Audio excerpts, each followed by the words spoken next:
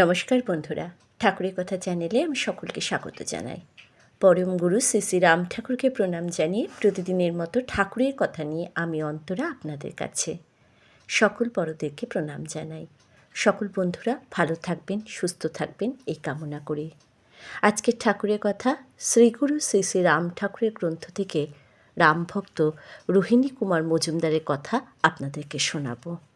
তাহলে আজকে ঠাকুরের কথা রোহিণীবাবুর মুখে শুরু করছি, সঙ্গে থাকবেন। যখন চাঁদপুর ছিলাম তখন ঠাকুর চাঁদপুরকে কেন্দ্র করে কুমিল্লা, নোয়াখালী, ফেনী, চট্টগ্রাম, ঢাকা প্রভৃতি স্থানে ঘুরে বেড়াতেন। আবার চাঁদপুর এসে 5-7 দিন বিশ্রাম করতেন। অনেক ভদ্রলোকই ঠাকুরের উপদেশ ও গীতার ব্যাখ্যা শ্রবণ করতে আসতেন। চাঁদপুরে প্রবীণ উকিল, মুক্তার ও কয়েকজন শিক্ষিত লোক মিলে একটি স্থানে সবাই মিলিতভাবে গীতার পাঠ ও গীতার ব্যাখ্যা করতেন। ওই স্থানের নাম নৈমিষারণ্য। প্রবীণ উকিল হরিহর গাঙ্গুলি একজন সাধক ছিলেন। তিনি প্রায় ওই নৈমিষারণ্যে গীতা পাঠ করে ব্যাখ্যা করতেন। ঠাকুরের শ্রীমুখে গীতার ব্যাখ্যা বা সকলেই শুনতেন। বৃদ্ধ গাঙ্গুলি মহাশয় গীতার একটি শ্লোক আওড়ালে ঠাকুর তাহার ব্যাখ্যা আরম্ভ করতেন। এই ব্যাখ্যা প্রায় 2-3 ঘন্টায় চলত। ইহাদের প্রত্যেকের সহিত আমার বিশেষ পরিচয় ছিল। সবাই আমাকেই স্নেহ করতেন। নিশিকান্ত চক্রবর্তী ওই নৈমিষ্য অরণ্যের সদস্য ছিলেন। হঠাৎ একদিন নিশিবাবু এসে আমাকে বলিলেন, আপনি একজন বড় ভক্ত, ঠাকুর আপনার বাসায় প্রায়ই আসেন, আপনি মাছ মাংস খান কেন? এইরকম উপদেশ অনেকেই আমাকে দেন। আমি বিরক্ত হই, কিন্তু কিছু বলি না। একদিন বাজারে একটি বড় মাছ কিনিয়া চাকরের হাতে দিয়াছি। এমন সময় নিশিবাবু মাছের পাত্রটি চাকরের হাত হইতে লইয়া দূরে নিক্ষেপ করিয়া বললেন, আর আপনাকে মাছ মাংস খাইতে দেওয়া হইবে না। মনে পড়ে খুব ক্রুদ্ধ হয়ে ভদ্রলোকের 2-4টি কড়া কড়া কথাও বলিয়াছিলাম। বাসায় ফিরে মনে করিলাম, সবাই যখন মাছ মাংস খাইতে নিষেধ করিতেছেন, নাইবা খাইলাম মাছ মাংস। এইরূপ চিন্তা করিয়া মাছ মাংস পান খাওয়া ছাড়িয়া দিলাম। কিছুদিন পর ঠাকুর চাঁদপুরের তৎকালীন সাব রেজিস্ট্রার জিতেন্দ্র কুমার বন্দ্যোপাধ্যায় মহাশয় বাসায় আসি উঠিয়াছেন। আমি সেখানে গিয়া ঠাকুরকে প্রণাম করিলাম। আমাকে দেখিয়া ঠাকুর বলিলেন, চেহারা ওরকম হইয়াছে কেন? মুখই বা ওরকম সাদা কেন? আমি সমস্ত কথা বলার পরে ঠাকুর বলিলেন, আপনি কাহারও কথা শুনিবেন না, রোজ মাংস খাইবেন। শরীরে জোর না আসিলে সাধন ভোজন কি করিয়া করিবেন? পান খাওয়া কখনোই ছাড়িবেন না। পানে হজম শক্তি বাড়ায় ও মনে প্রফুল্লতা আনে। ঠাকুর চাঁদপুরে আমার বাসায় আছেন। নোয়াখালী জেলায় ভলুয়াগার এগারানি কাছারি নায়েব ঠাকুরের আশ্রিত সতীশচন্দ্র মুখার্জি মহাশয় আমার বাসায় উপস্থিত হইলেন। তাহার নিবাস ফরিদপুর জেলার কনেকশ্বর গ্রামে। ঠাকুরকে তাহারা বাড়িতে লইয়া যাইতে চাহেন। ঠাকুর শরীর অসুস্থ বলিয়া তাহার যাওয়ার কোনো ইচ্ছা ছিল না। একরকম জোর করিয়াই তিনি ঠাকুরকে নৌকায় করিয়া লইয়া গেলেন। গুরুভ্রাতা শ্রীযুক্ত হেমচন্দ্র সরকার উপেন ভাই ঠাকুরের সঙ্গে গেলেন। ঠাকুরের ফিরে আসার দিন আমি সময় মতো স্টিমার ঘাটে উপস্থিত ছিলাম। স্টিমারে ঠাকুর আসেন নাই। নদীর ধারে খোঁজ করিয়া দেখিলাম ঠাকুরের কোনো সন্ধান নাই। বেলা প্রায় 11টার সময় খবর পাইলাম ঠাকুর অসুস্থ অবস্থায় সরকারি হাসপাতালে ডাক্তার অবিনাশ চন্দ্র দাশগুপ্তের বাসায় উঠিয়াছেন এবং শীঘ্র আমাকে সেখানে যাওয়ার জন্য আদেশ করিয়াছেন। আমরা স্বামী স্ত্রী 2জনে সেখানে পৌঁছায় দেখি ঠাকুর ভয়ানক অসুস্থ। তখন আমরা ঠাকুরকে আমাদের সাথে আনার জন্য বলায় ঠাকুর বললেন, ইহারা আমাকে জোর করে এই বাসায় উঠাইছে, আমি আপনার বাসায় যাইতে চাইয়াছিলাম। আমি বললাম, তাহাতে কি হইয়াছে? তখনই ঠাকুর পায়খানা করিতে চাইলেন। উঠবার কোনো শক্তি নেই, বেড পেনও নেই, পিচকারি বেগে মল বাহির হইতেছে। হাতে ধরিতে চেষ্টা করিলাম, কিন্তু হাত আমার ছাপায়া গিয়া গায়ে আসিয়া লাগিল। এইভাবে পায়খানা হইতেছে। পেটে অসহ্য যন্ত্রণায় ঠাকুর চিৎকার করিতেছেন।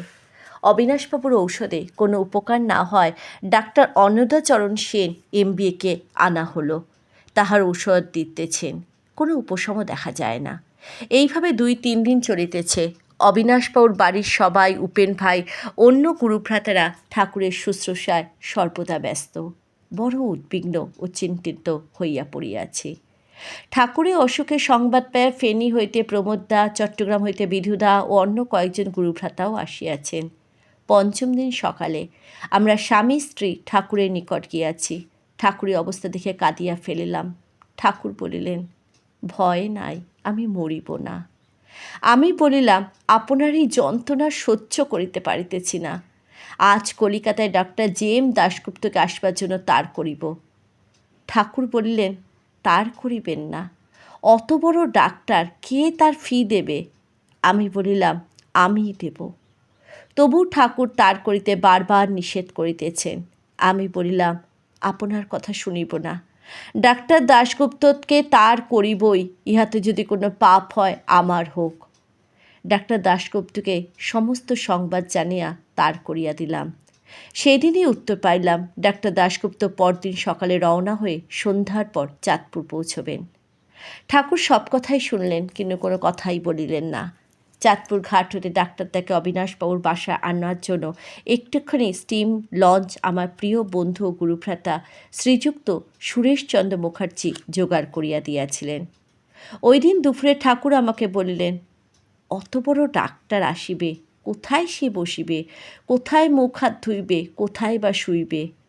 আমি বলিলাম, সব ঠিক করিয়া রাখিয়াছি। সন্ধ্যার সময় ঠাকুর বারবার জিজ্ঞেস করিতেছেন, রোহিণীবাবু স্টেশন যায় নাই? মনে হইল ঠাকুর যেন ডাক্তারদার জন্য অপেক্ষা করিতেছেন। রাত্রি প্রায় 8:30টার সময় ডাক্তার তাকে অবিনাশবাবুর বাসায় লইয়া আসিলাম। ডাক্তারদা ঠাকুরকে সাষ্টাঙ্গে প্রণাম করে অনেকক্ষণ ধরিয়া পরীক্ষা করিয়া বলিলেন, এখনই মলদার দিয়া পটাশিয়াম পারম্যাঙ্গানেট ডোজ দিতে হইবে। রাত্রি 8টার সময় ডাক্তারদা ডোজ দিলেন। ঠাকুর গেছিরে গেছিরে বলিয়া চিৎকার করিতেছিলেন। ডোজ দেওয়া বন্ধ করিয়া ডাক্তারদা বলিলেন, আবার 1 ঘণ্টা পরে ডোজ দেওয়া হইবে। ডোজ দেওয়ার পর মনে হলো যেন ঠাকুর ঘুমাইতেছেন। 5-6 দিনের মধ্যে ঠাকুর একবারও চুপ করিয়া থাকেন নাই। ডাক্তারদা বাহিরে আসিয়া কতগুলো ওষুধ ও তুলা প্রভৃতি আনার জন্য একটি ফর্দ করিয়া আমার হাতে দিলেন। এইসব ওষুধ অন্যান্য জিনিস আনার জন্য একখানা 100 টাকার নোটও আমার হাতে দিলেন। আমি ওই টাকা লইতে খুবই আপত্তি করিলাম, কিন্তু ডাক্তারদা আমাকে জড়াইয়া ধরিয়া বলিলেন, এ যাবৎ তুমি খরচা করিয়াছ, এখন আমাকে একটু খরচ করিতে দাও। টাকা লইতে বাধ্য হইলাম। বাজারে বাহির হইয়া দেখিলাম যে লিস্টের ওষুধে 2-3টি ছাড়া কোনো ওষুধই পাওয়া গেল না। সব ডাক্তারখানায় শুনিলাম ওইসব ঔষধ কুমিল্লা, চট্টগ্রামে পাওয়া যাইবে না। এই সংবাদ শুনিয়া ডাক্তারদা বলিলেন, ঠাকুরকে কলকাতায় নেওয়া ছাড়া উপায় দেখি না। প্রায় 2 ঘণ্টা পরে ডোজ দিতে হইবে শুনিয়া ঠাকুর রাগ করিয়া বলিলেন, আর ডোজ দিতে হইবে না। আমি বলিলাম, এবার অল্পই দিতে হইবে। বারবার বলায় ঠাকুর আমাকেও ডাক্তারদেরকে নানা রকম গালাগালি দিলেন। ডাক্তারদার ডোজ দিতে সাহস করিলেন না। ঔষধ খাওয়ানো হইল। ঠাকুর একটু সুস্থ বোধ করিতেছেন। আমরা সবাই বাইরে আসিয়া বসিলাম। আমার বাসায় ডাক্তারদার জন্য একটি ঘরে বিছানা করে রাখা হয়েছিল এবং খাওয়ার বন্দোবস্তও ছিল, কিন্তু সেখানে যাইতে তিনি সম্মত হইলেন না। বলিলেন, আমি তোমাদের সবার সঙ্গে এখানেই থাকিব। সারা রাত আমরা অবিনাশবাবুর বাইরের ঘরে কাটাইয়াছি। ওই রাত্রে ডাক্তারদা, প্রমোদদা, বিধুদা, আমি এবং অন্যান্য কয়েকজন গুরুভ্রাতা মিলে স্থির করলাম, পরবর্তী রাত্রিতে ঠাকুরকে লইয়া কলকাতা রওনা হইতে হইবে। কারণ এখানে থাকিলে ঔষধপত্রে অভাবে চিকিৎসা বন্ধ করিতে হইবে। উপেন ভাই অবিনাশবাবুর পরিবারের সকলে ঠাকুরের সেবা শুশ্রূষার সর্বদাই ব্যস্ত। পরের দিন ঠাকুরকে বলিলাম, আগামীকাল সকালে স্টিমারে ডাক্তারদার সঙ্গে কলকাতা রওনা হইতে হইবে। ঠাকুর রাজি হইলেন। পালকি বাড়িতে আনিয়া রাখিয়াছি। রাত্রি 10টার পর ঠাকুরকে লইয়া স্টিমারে উঠিতে হইবে। ঠাকুর অবিনাশবাবুর বাড়ির সবাইকে উপেন ভাইকে বললেন, আমি কলকাতা যাইতে চাই না, রোহিণীবাবু জোর করিয়া আমাকে কলকাতা পাঠাইতেছেন। ওই দিন রাত্রি 9টার পর হইতে বেশ ঝড় বৃষ্টি আরম্ভ হইল।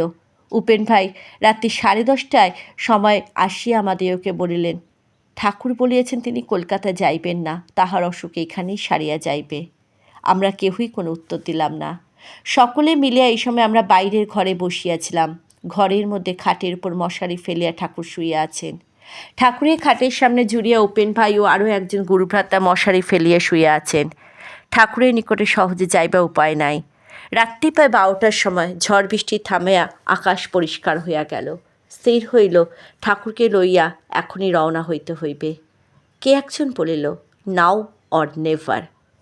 ঘরে প্রবেশ করিয়া উপায় নেই, দরজা জুড়ে মশারি টানানো। ডাক্তারদা এক টানে মশারি কোণ খুলে ফেললেন।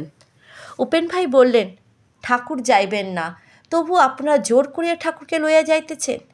কোনো উত্তর না দিয়া ঠাকুরকে মশারি ফেলা উঠায়া ফেলিলাম।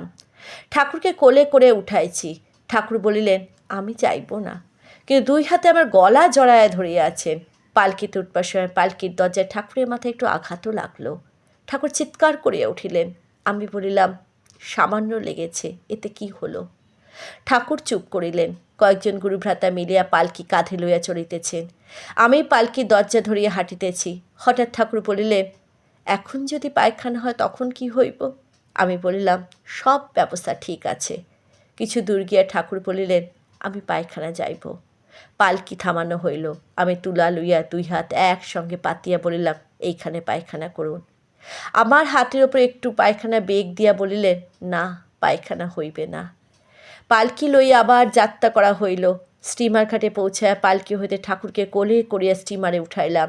দুইখানা প্রথম শ্রেণীর টিকিট কাটা হইয়াছে। একটি কেবিনে দুইটি বিছানা একত্র করিয়া একটি করা হইয়াছে। এবার কিন্তু ভাবান্তর লক্ষ্য করিলাম। শ্রী ঠাকুর প্রফুল্ল চিত্তে সে বিছানায় শুয়ে সবার সঙ্গে নানা কথা বলিতেছেন। ঠাকুরের সেবা শুশ্রূষার জন্য চাঁদপুর হইতে উপেন ভাই শ্রীমান অমূল্যচরণ দত্তকে ঠাকুরের সঙ্গে পাঠানো হইল। ঠাকুর যতদিন অসুস্থ থাকিবেন ততদিন তাহারা ঠাকুরের সহিত করিয়া ঠাকুরের সেবা শুশ্রূষা করিবেন। উপস্থিত সকলেই ঠাকুরের নিকট ভিড় করিয়া আছেন। আমি বাইরে ডেকের উপর একাকী বসিয়া আছি। মনটা বড় খারাপ হইয়া গিয়াছে। ভাবিতেছি, কেন আজ চাঁদপুরের সকলের নিষেধ সত্ত্বেও ঠাকুরকে কলকাতায় পাঠাইলাম। শরীরেও যেন অবসাদ আসিয়াছে। ডাক্তারদা চাঁদপুর আসিবার পর দিন হইতে ঠাকুরের সমস্ত খরচ বহন করিতেছেন। স্টিমার ছাড়িবার সময় হইয়াছে, সবাই নামিতেছেন। আমি তখন ঠাকুরের নিকট গেলাম। ঠাকুরকে জিজ্ঞাসা করিলাম, কেমন লাগছে এখন? ঠাকুর বলিলেন, ভালোই। আমি বলিলাম, পদ্মা নদীর মধ্য দিয়ে যাওয়ার সময় আরও ভালো লাগবে। অশ্রুসিক্ত নয়নে ঠাকুরকে প্রণিপাত করিয়া ডাক্তারদা উপেন ভাই অমূল্য নিকট হইতে বিদায় লইয়া স্টিমার হইতে নামিয়া আসিলাম। সারা পথ কাঁদিতে কাঁদিতে ফিরিলাম। ভাবিলাম, ডাক্তারদার মতো ঠাকুর ভক্ত খুবই বিরল। তাহাকে চেনেন তাহারা প্রত্যেকেই এ কথা বলিবেন। তাহার সুচিকিৎসায় অক্লান্ত সেবায় ঠাকুর ওই ব্যাসিলার ডিসেন্ট্রি হইতে আরোগ্য লাভ করেন। কিন্তু অসুখের জেদ থাকিয়া গেল। আমার কেবল মনে হয় এই অসুখেই ঠাকুরের শ্রীদেহ যেন ভাঙিয়া পড়িল। জয় রাম, জয় গোবিন্দ।